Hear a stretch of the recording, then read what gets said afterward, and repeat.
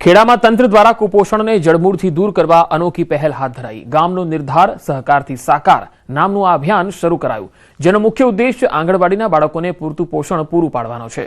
જિલ્લાની 650 જેટલી દૂધ મંડળીઓમાં ખાસ આશીર્વાદ પાત્ર મુકાશે।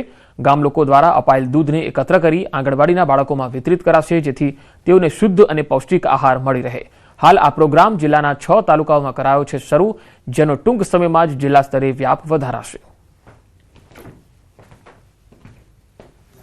इस कार्यक्रम में हमारे यहाँ 650 से ज़्यादा दूध मंडलियाँ हैं, 530 से ज़्यादा ग्राम पंचायत हैं और करीब 6500 बच्चों का हमारा टारगेट है, जो लाल और पीला जोन में जिनको वर्गीकृत किया गया है कि वो कुपोषण की कैटेगरी में है।